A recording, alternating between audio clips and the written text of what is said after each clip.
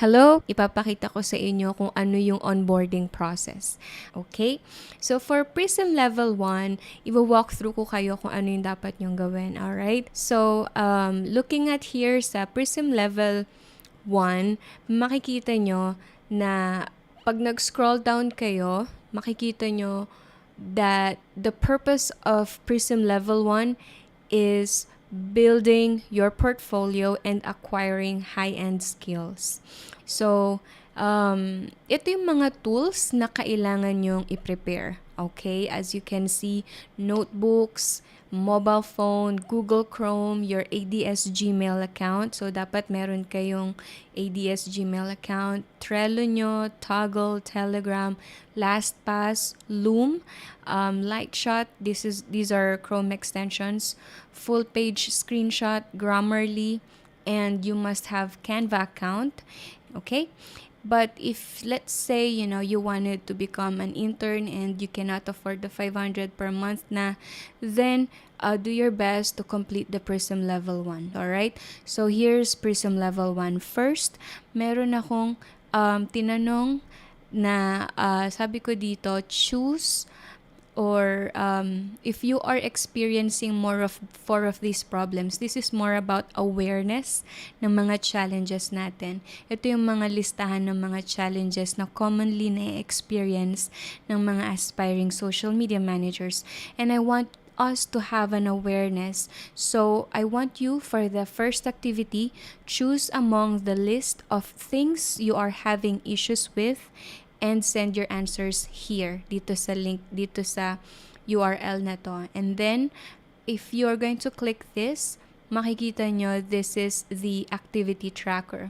So, I will put here, for example, my email address, my name, and kung ano yung sasagutan ko. This is PRISM Level 1, Activity Number 1, Top 20 Reasons Why You Can't Move Forward. So, kiklik ko yon, and then next, and then palakihin ko lang para makita nyo. As you can see, meron ka ditong mga isa-select kung anong mga challenges mo. Let's say ito yung challenge mo, lack of confidence, lack of experience, English communication skills, alright, and let's say reliable computer. Next mo yan, as you can see, you can submit it. Alright? Click submit, and then yun na yun. Alright? You can edit your response or you can submit another response. Ngayon, sinabi ko kanina, everyone is required to get attendance. Correct? So, if you're going to go back here sa sinasabi kong attendance, meron tayong form. Okay? Itong kung saan nyo isa-send yung screenshot, dito yon. Mapupunta kayo sa same form. So, let's say, yun ulit, email address mo. By the way, always use your ADS Gmail account, okay? And then, click here, daily attendance log sheet. Next. And then, ilalagay mo dito yung URL ng Lightshot mo.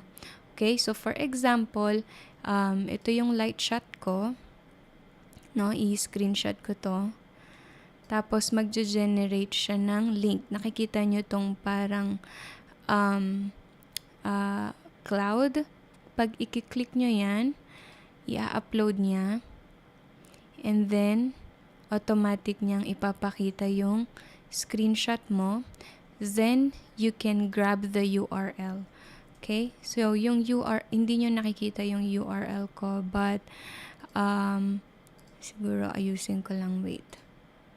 So, nandito yung URL. Ayan. So, makikita nyo yung URL dito.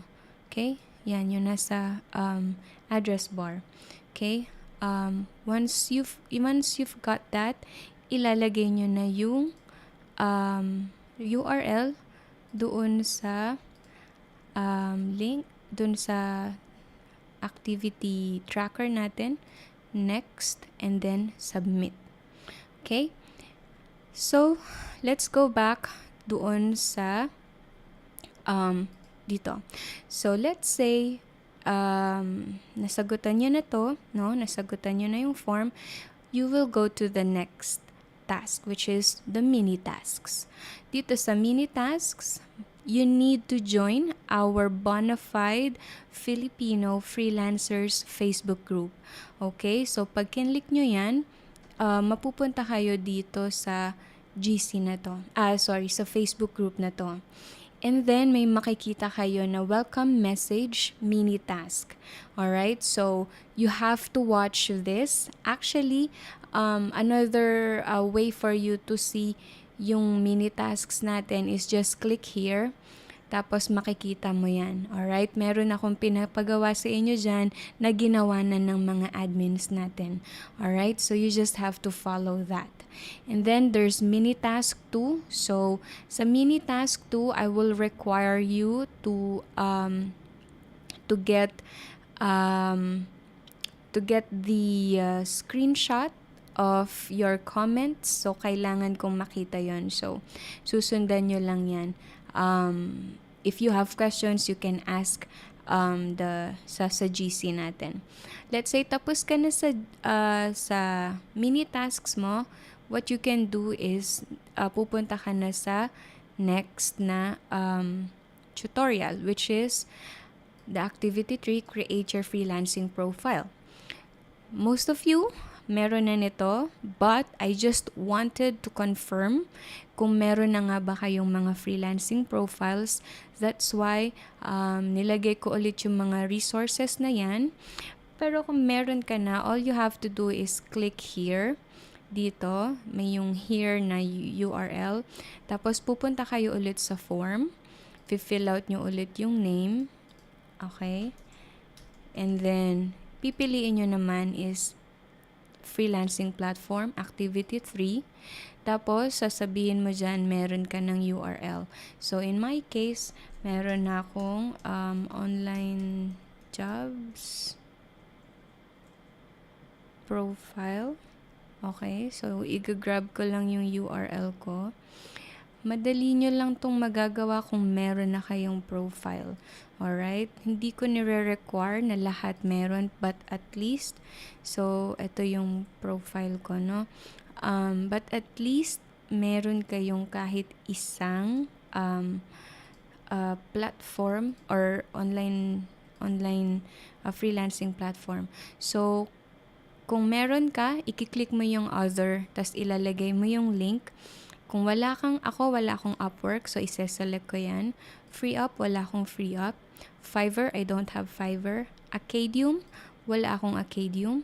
But LinkedIn, I have LinkedIn. So, I'll grab my LinkedIn. Ito yon. And then,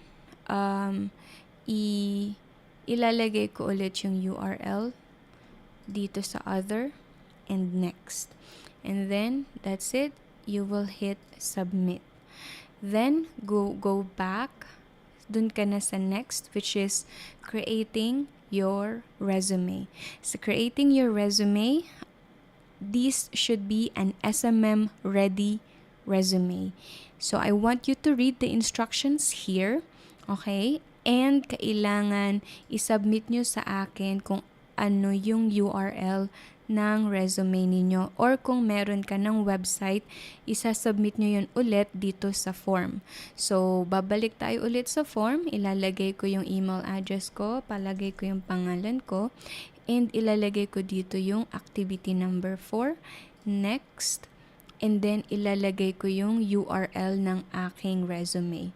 So, I have a ready-made URL here ng aking resume. No, this is a shareable link. So, ilalagay ko lang yung link, and then next, and then submit. No? And then, balik ka ulit. Sabi ko dito, create your SMM portfolio. Dito sa SMM portfolio, this is all about creating Wise Intro account. Alright? So, kailangan nagawa mo na to, kailangan meron kang platform kung saan mo i-showcase yung iyong profile. It doesn't have to be Wise Intro account. Kung wala ka pang kahit anong portfolio, gawa ka sa Wise Intro. Pero kung gumawa ka ng sarili mong website, go ahead and provide the URL of that website. And then, isasubmit mo ulit yun. Kiklik mo yung here. dito, and then pupunta ka ulit sa form. So, lalagay mo ulit yung email address, yung pangalan mo, then you will need to choose the activity number 5, and then click on next. Ilalagay mo yung Wise Intro account mo. So, my Wise Intro account is this URL. Ilalagay ko yan. Yan. So, this is the URL of my Wise Intro account. Isa-submit ko siya. Then, babalik tayo for the last activity. This is about SMM Proposals and Contracts. Meron akong tutorial, pinakita ko dito on how to create ready-made proposal. Kung nanood ka ng mga videos ko, so I want you to attempt creating a ready-made proposal for yourself. As you can see, ito yung slide presentation. So you can go back sa mga notes ng presentation na to, and then you can access the ready-made proposal that I have. So i-click mo lang yan. And then you can also access the special made proposal para makikita mo yung sample. And then you can access the project specific. Ito yung project specific natin. Alright? And after you've completed watching the tutorial, isasubmit mo yung ready-made proposal mo. So there's the button in here. Pupunta ka ulit doon sa form. So you put in your email, lagay mo yung name mo, and then choose create SMM proposal and prepare contracts for activity number 6. Then click on next, and then you will provide the URL of your ready-made sample proposal. So ito yung sa akin, no? And then i-click nyo lang ulit, babalik kayo dun sa activity tracker. You will submit it, and then next, and then yon. So as you can see, I have finished this PRISM level 1. This is what I call extensive freelancing journey. Basically, I just wanted you to review kung ano yung mga meron ka na.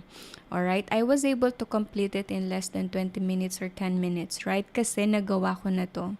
Hopefully, nagawa nyo na din to. And if not, I will be giving you time to work on this. And then, let me know kapag natapos nyo na siya. Because makikita ko naman yung mga sagot nyo. You don't need to send me individual links via email. As long as you are submitting your the links doon sa form, okay na yon. Makikita na namin yon. Okay? So I want you to complete all of the activities inside this PRISM level 1. By the way, if you're thinking, ano yung ibig sabihin ng PRISM? PRISM stands for Philippines Royal Influencers and Social Media Managers. Bakit influencers? Because for this internship program, you will need to create your own social media page. Whether it's a Facebook page or Instagram, or if bet nyo mag-TikTok or whatever, ibibigyan ko kayo ng blueprint at step-by-step guide kung paano kayo gagawa ng powerful page, and i-discuss ko sa inyo kung ano yung mga importanteng knowledge when it comes to building a page. And dito ituturo ko yung principles of powerful content creation process and yung marketing ecosystem, i-review natin and i-apply natin. And then we will talk about branding anatomy, yung content creation na tinatawag na bucket filling method. We'll also do SMM competitor analysis. May mga i-discuss din ako pertaining to finding your niche and finding the right page that you can create, yung type of pages na you can create. So there's so much to talk about when it comes to building a page and creating content. So that's what PRISM Level 2 is all about.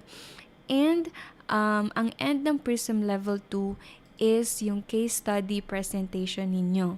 Ibig sabihin, ipepresent ninyo yung ginawa nyong page, And dapat meron kayong case study. Pag sinabing case study, yung page nyo na yon ay nag-grow from 0 to whether it's 1,000, 2,000, or kahit 500 or 200, as long as nag-grow kayo organically. And sasabihin ko sa inyo, and ituturo ko sa inyo yung step by step kung paano nag-grow yung page organically, and paggagawin ko kayo ng mga tasks na yon. Alright, and that is the coverage of our internship program.